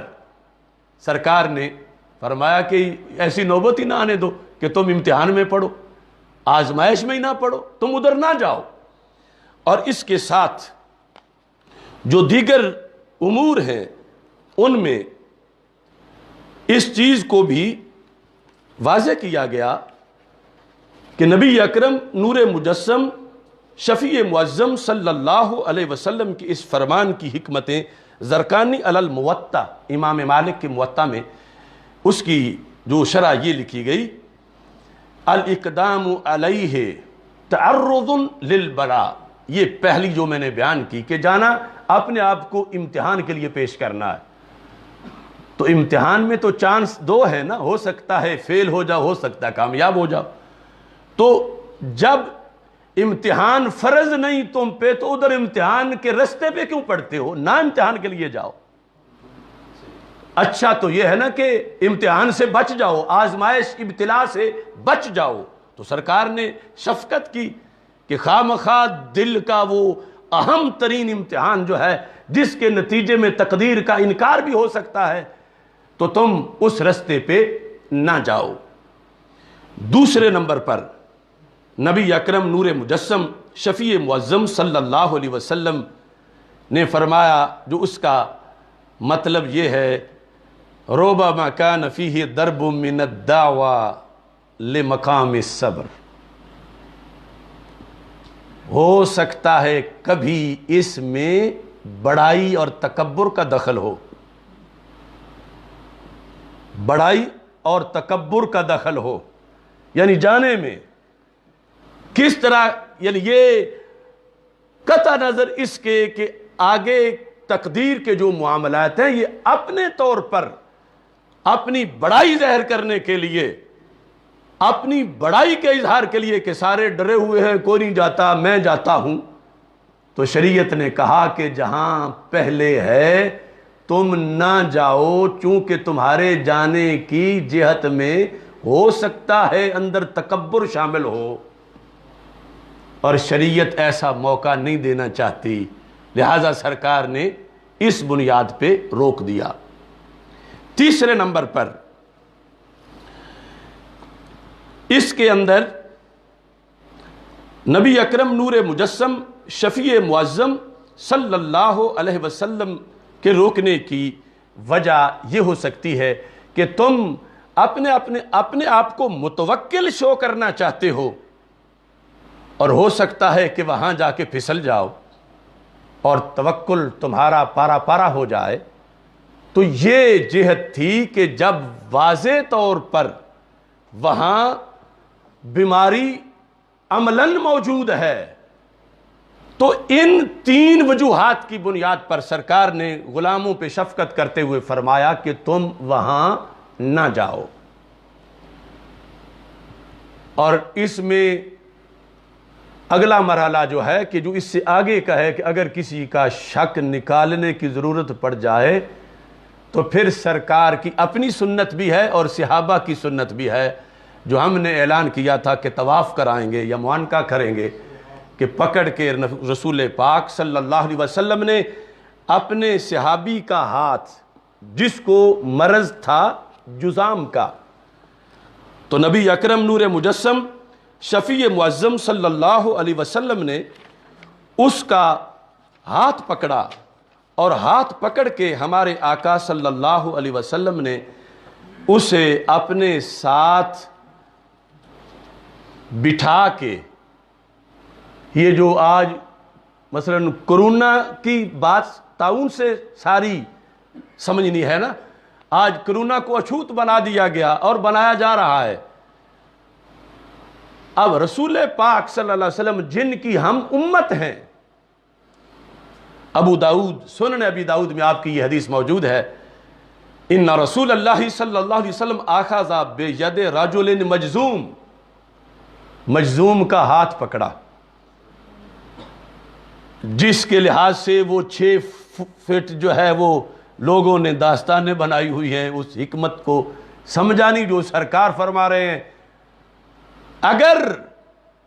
اس لیے فرمایا تھا کہ مجذوم کو نہ دیکھو، اس لیے فرمایا تھا کہ فروا من المجذوم فرارک من الاسد، کہ یوں اس سے دور ہو جاؤ جیسے شیر سے دور ہو جاتا ہے، یا اس کی طرف لا تدیم النظر، اس کی طرف آنکھ اٹھا کے نہ دیکھو، یا اتنے فٹ وہ دور ہو. اس بیس پر اگر یہ تینوں احادیث تھیں کہ قریب وہ آئے گا تو پھر بیماری لگ جائے گی، تو پھر کیا رسول پاک صلی اللہ علیہ وسلم ساتھ بٹھا کے اللہ کے حکم ولا تلقوا بایدیکم الی التہلکہ کی خود خلاف ورزی کرنا چاہتے تھے؟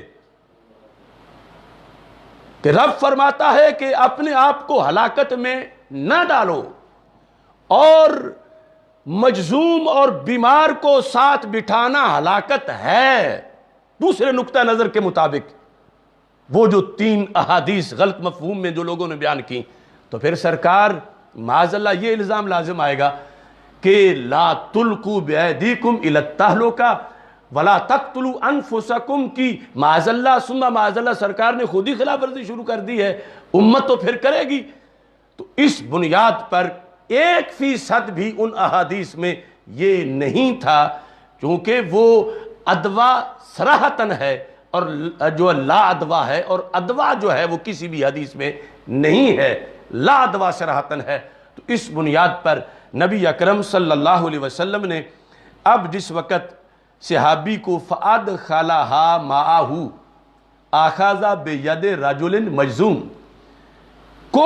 کوڑی کا مرض، اس کو مریض کو پکڑ کے اپنے ساتھ بٹھایا، فَأَدْخَلَهَا مَعَهُ فِي الْقَصْعَةِ،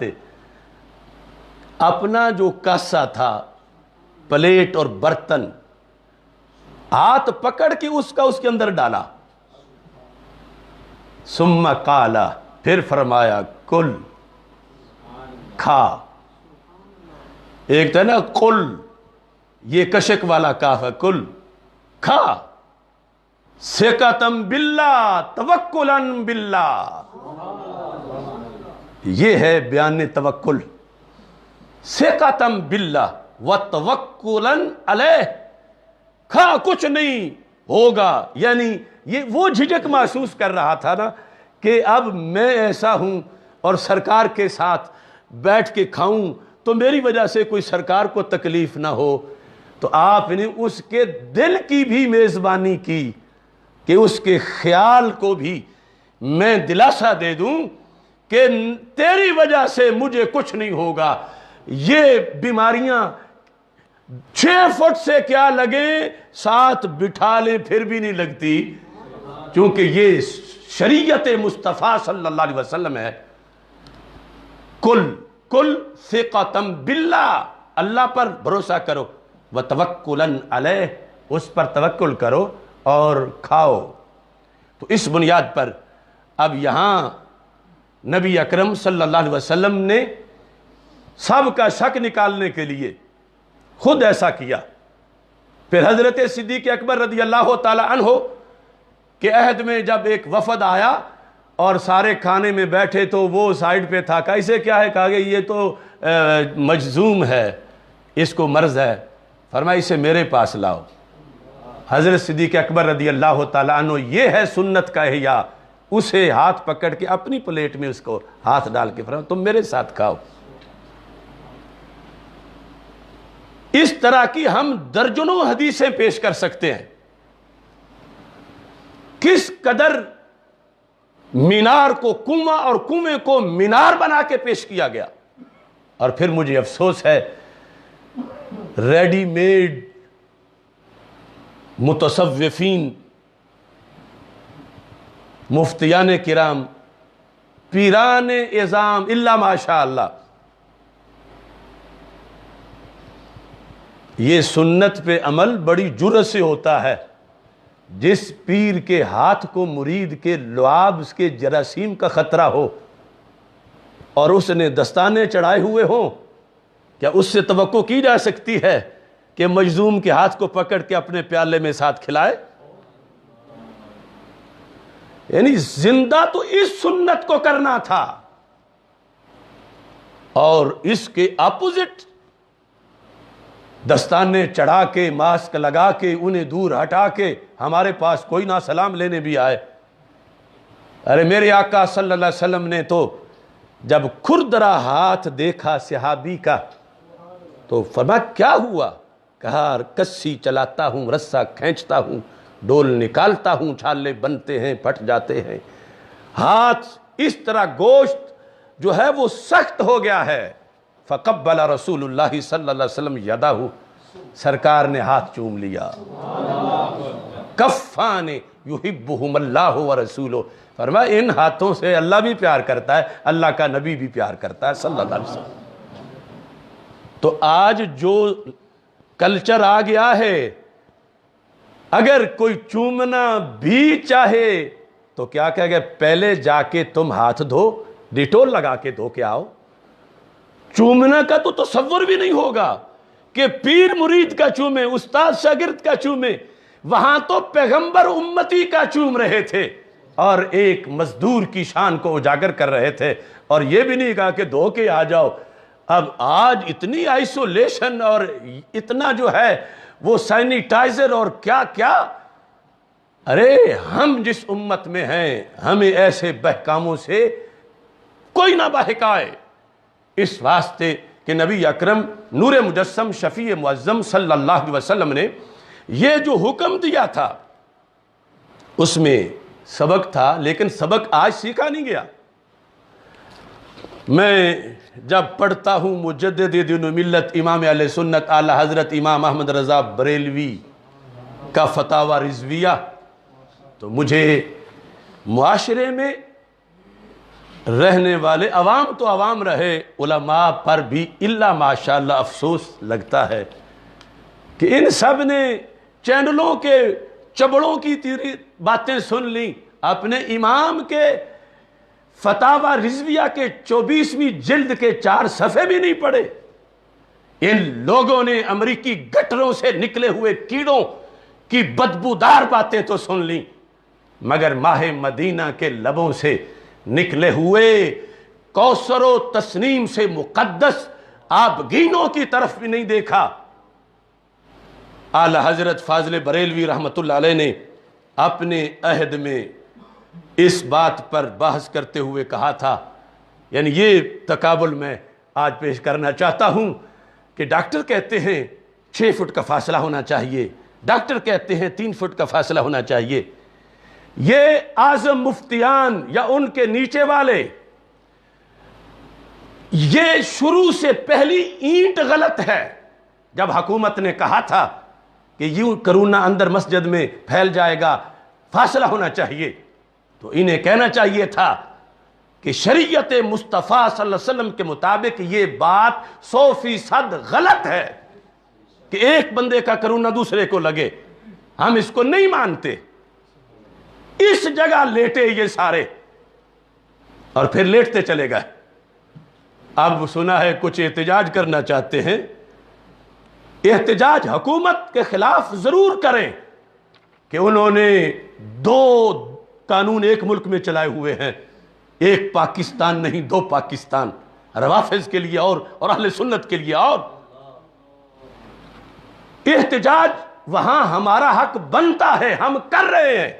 اور ہم احساس دلائیں گے اس حکومت کو کہ اس نے دین کے ساتھ کیا کھلواڑ کیا ہے۔ مگر میں کچھ تنظیمات کو یہ بتانا چاہتا ہوں، حکومت کا جو احتجاج ہے اس کے ساتھ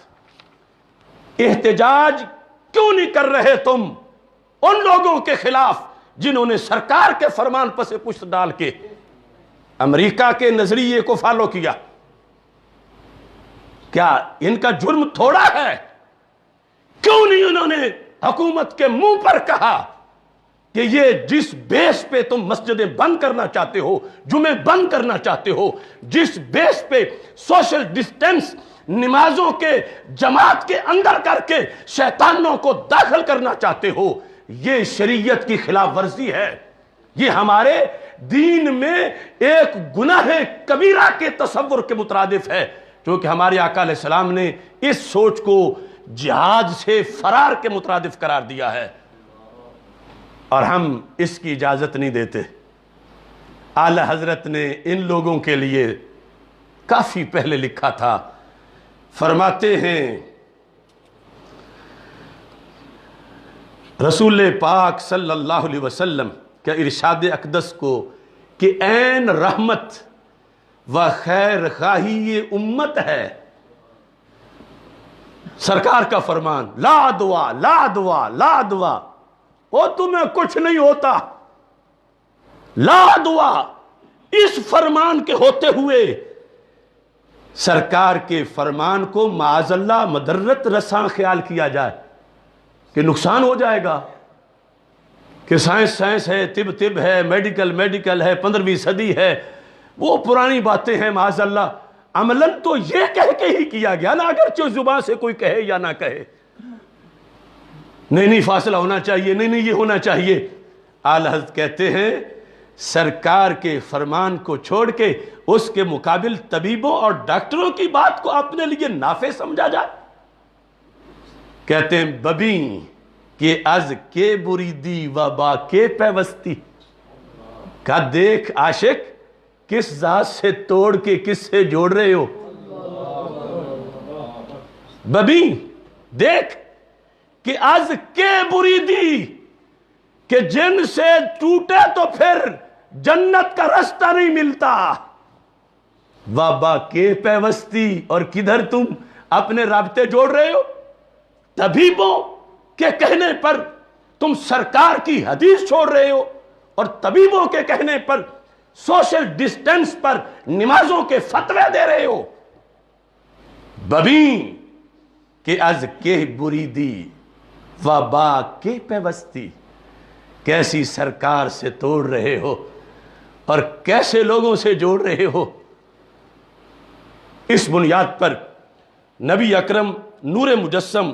شفیع معظم صلی اللہ علیہ وسلم کی حدیث کے لحاظ سے حضرت شاہ عبد الحق محدث دہلوی رحمۃ اللہ علیہ آپ کا ایک قول پیش کر کے، جو اعلیٰ حضرت رحمۃ اللہ علیہ نے بھی پیش کیا ہے، اس موضوع کو سمیٹنا چاہتا ہوں۔ اور اس میں وہ جو ادھر نجد سے بولتا ہے، نجد سے چڑیا گھر والا توصیف، اس نے بھی چونکہ یہ دونوں آیات پیش کی ہیں میرے خلاف، کہ یہ جلالی کو پتہ نہیں ہے، یہ ہمارے شیخ سدیس کے خلاف بول رہا ہے، ہمارے بڑے بڑے مفتیوں کے خلاف بول رہا ہے، تو میں کہنا چاہتا ہوں شیخ سدیس جیسے کروڑوں میرے محبوب کے فرمان پہ وارے جا سکتے ہیں۔ یہ نجد کے مفتی یہ پوری ملت اسلامیہ کے لیے ایک آر کا نشان بن گئے ہیں۔ خدا کی قسم ہم تو جانے وار کے بھی حرمین کی رونقوں کو بحال رکھتے، اور پوری دنیا کے سامنے آج مذاق ہے کہ یہ تو موت سے نہیں ڈرتے تھے، کرونا جو نظر ہی نہیں آ رہا اسے ڈرتے پھر رہے۔ شریعت میں تب کوئی حکم لگتا ہے جب کوئی چیز نظر تو آئے، اور اب کوئی ٹیکنالوجی سے ایسی چیز پر فتوے لگانا شروع کر دے، یہ تو ویسے ہی فساد ہے۔ اب شریعت میں جس وقت کوئی بندہ مثال کے طور پر پیشاب کر رہا ہے، اور ظاہر ہے کہ باریک باریک چھینٹیں، بہت باریک وہ اڑ رہی ہیں نا، اس کے کپڑوں پہ پڑ رہی ہیں، اگر کسی خوردبین سے دیکھیں تو نظر بھی آئیں، لیکن شریعت کہتی ہے خوردبینوں والا دین نہیں، عام اگر تمہیں کپڑے پہ نظر نہیں آئی تو یہ سمجھو کہ کپڑا پاک ہے۔ یہ نہیں کہ وہاں خوردبینیں لے کے بیٹھ جاؤ کہ جہاں ٹائلٹ میں ایک خوردبین بھی ہو۔ یہ ہے بے بسی ان مفتیوں کی، یہ کس چیز پہ حکم لگانے نکلے ہیں؟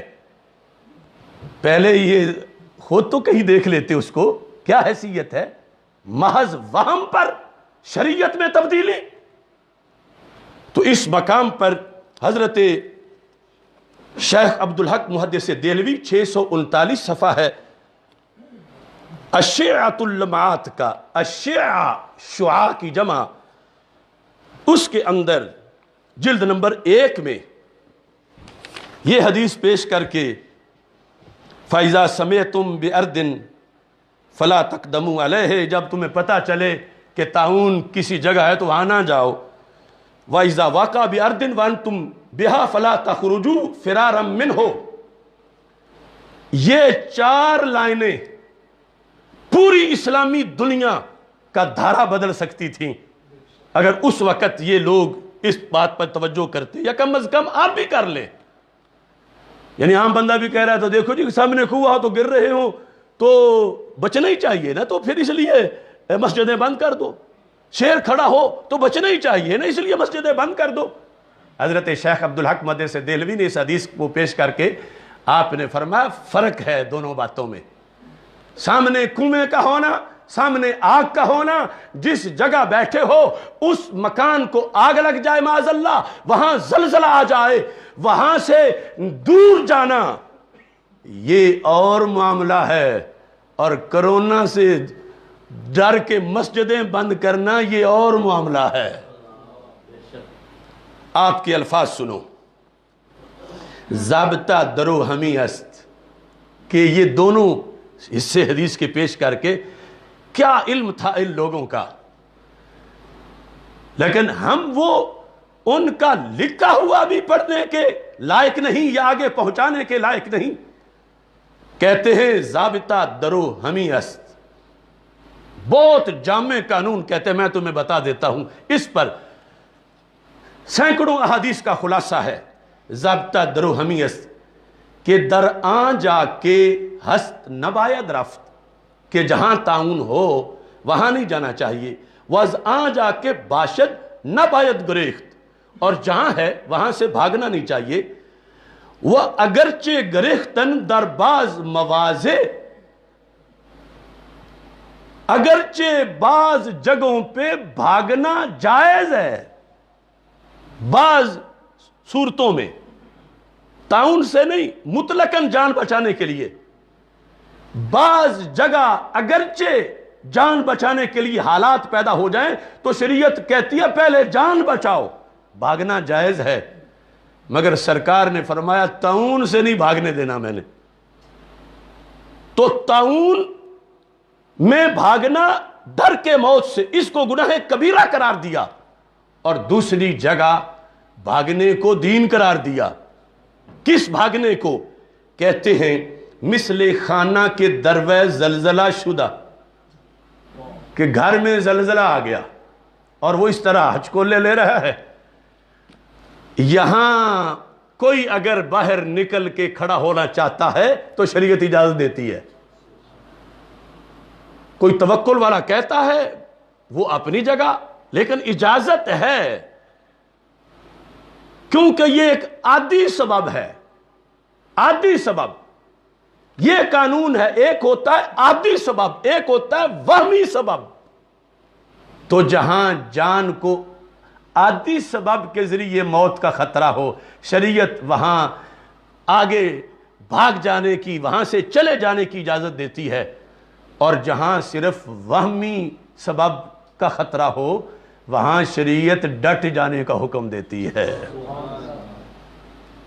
چونکہ پتا تھا اللہ کو ازل سے، اور اللہ کے رسول علیہ السلام کو،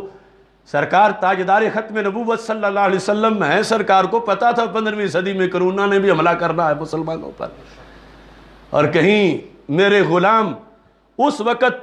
علاج ڈھونڈیں کہ کیا کرنا ہے تو ان کو اس وقت کوئی کمی نہ آئے۔ سرکار تو روشنی دے کے گئے ہیں۔ تو دو طرح کے اسباب ہیں، یعنی سامنے کنواں ہے، اب وہاں کوئی کہے میں نے گرنا ہی گرنا ہے، میرا توکل ہے، تو ہم کہیں گے یہ حرام ہے گرنا، چونکہ کنویں میں گرنے سے موت کا آنا یہ سبب عادی ہے۔ آگ لگی ہوئی ہو، کوئی کہے مجھے کچھ نہیں ہوتا، میں نے گرنا ہی گرنا ہے،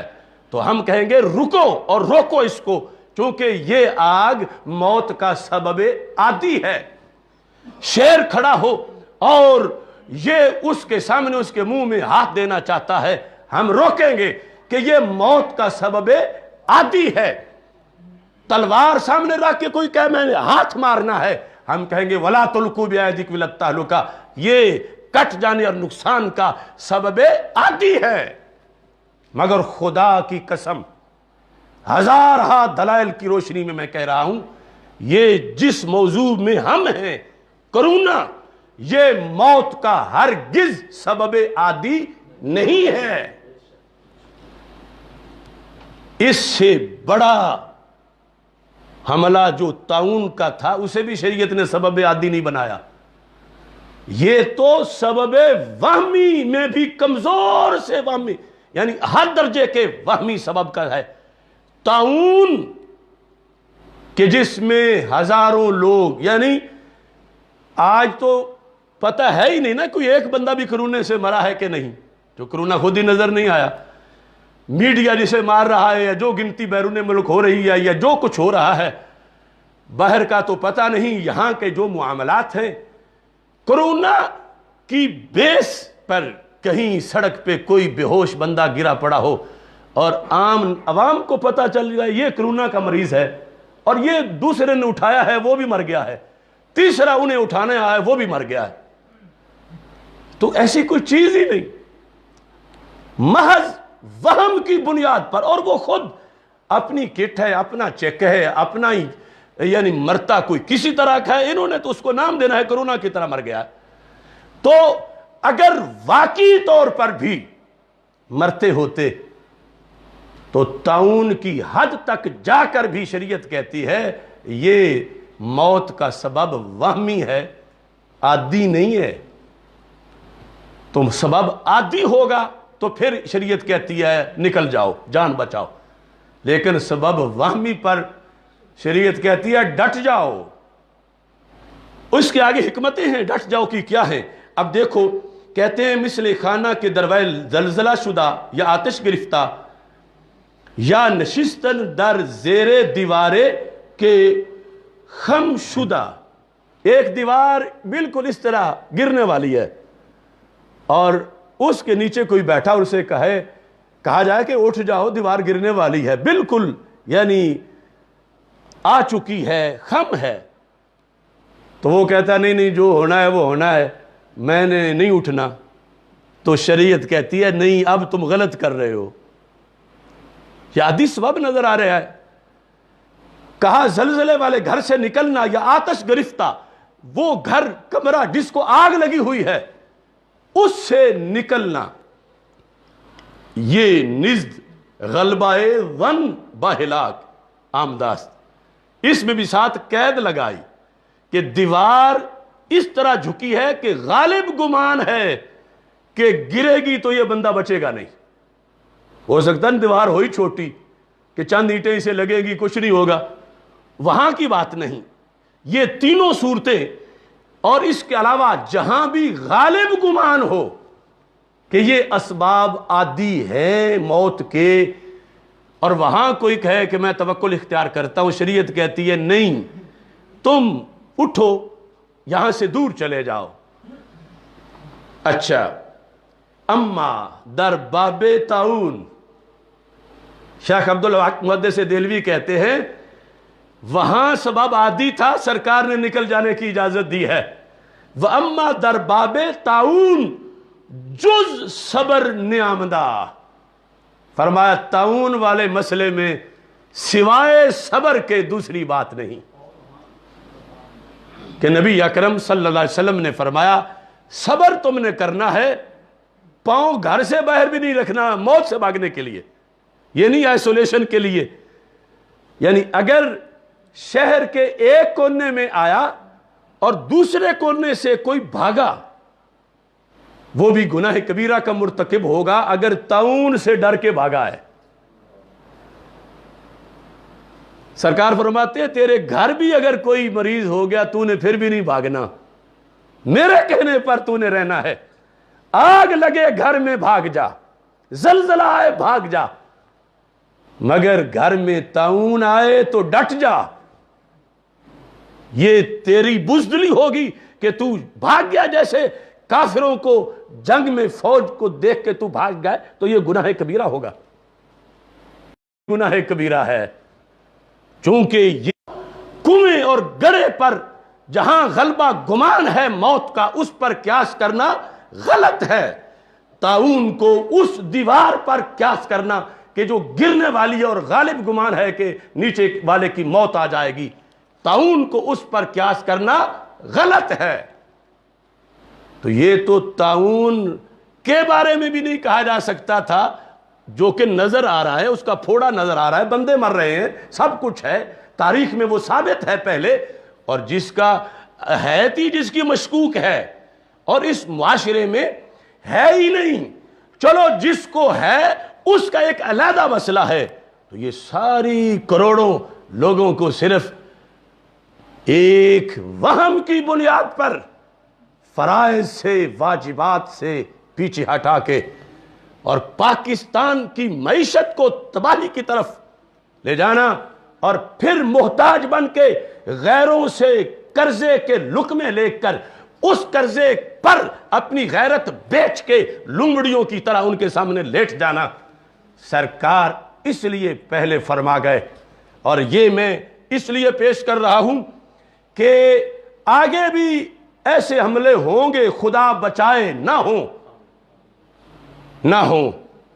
لیکن ہمیں تو مسلح ہونا چاہیے اپنے علم سے، اپنے دین سے، کہ ہمارا دین کیا کہتا ہے، کہ ہم کس طرح کریں، کیا ہوگا۔ اب دیکھو کتنا افسوس ہے اس پورے طبقے پر، اور انہوں نے پوری کمپین چلائی ہے، ان مولویوں نے کمپین چلائی ہے کہ بند کر دو، بند کر دو، بند کر دو۔ پہلے ان کے پاس وزیر آئے ہیں، ان کے گھروں میں، ان کے مدارس میں، اور یہ بڑا فخر محسوس کر رہے تھے۔ اس وقت وہ انہیں اپنا مشن دینے آئے تھے، اور یہ کہہ رہے تھے ہم حکومت سے منوائیں گے۔ حکومت نے انہیں استعمال کیا، اور ادھر ہزاروں لوگ پیٹ رہے ہیں، تبرے بول رہے ہیں، ماتم کر رہے ہیں، وہاں کرونا اندھا ہے، اور ادھر عبادت کے اندر دخل دیا گیا، عبادتوں پر، اور پھر پولیس گردی کی گئی مساجد پر۔ تو اس بنیاد پر یہ ایک حوالہ میں پیش کر رہا ہوں، اور ہم نے تو کسر اس وقت بھی نہیں چھوڑی تھی جب مدارس بند تھے، ہمارا کھلا تھا، اور ہم نے اینٹی کرونا سیمینار کیا تھا، اور مجھ پہ ایف آئی آر کٹی تھی، اور کاٹی بھی انہوں نے تھی جو پولیس والے بیٹھ کے پہلے سنتے رہے تھے، کہ جب واپس تھانے پہنچے تھے تو انہوں اوپر سے حکم تھا کہ ایف آئی آر ضرور کاٹنی ہے۔ اللہ کا فضل ہے، ہم نے کلمہ حق بلند کیا، لیکن آگے منہ بند کرنے کے لیے، ہماری آواز دبانے کے لیے اتنے ہرکارے ہیں امریکہ تک۔ اب وہ کس کس کے کان میں ہم جا کے بتائیں، کس کس کو بتائیں، کس کس تک پہنچائیں۔ لیکن اللہ کا فضل ہے، ہم سرخرو ہیں، نہ ہم نے سوشل ڈسٹینس کا کلمہ پڑھا، نہ مساجد بند کی، نہ جمعہ بند کیا، اور اللہ کے فضل سے ہر مرحلے پر جو وقت کی ضرورت تھی، جو ہماری تحریک صراط مستقیم کا بالخصوص، اور تحریک لبیک یا رسول اللہ صلی اللہ علیہ وسلم کے مقاصد میں سے ایک مقصد یہ ہے کہ وقت پر دین کی دلیل کو اجاگر کیا جائے، اور حسینیت کی آواز دی جائے، اگرچہ یزید روپ بدل کے آتے رہے ہوں۔ تو اس بیس پہ یہ آج کا موضوع اب اختتام کو پہنچ رہا ہے۔ احتیاط اور توکل دونوں ضروری ہیں۔ اب کمرہ ہو، آگ لگی ہو،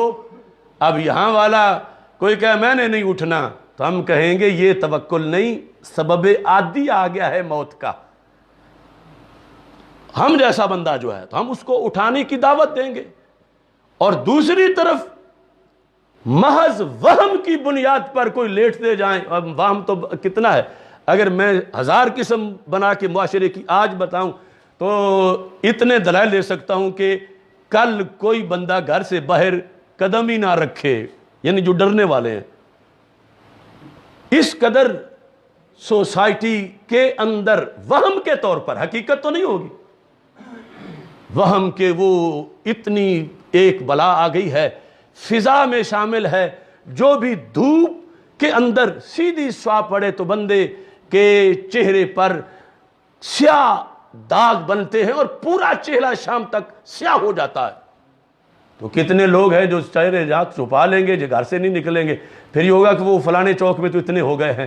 اور اگر میڈیا ساتھ خبر بھی چلا دے تو کون باہر نکلے گا؟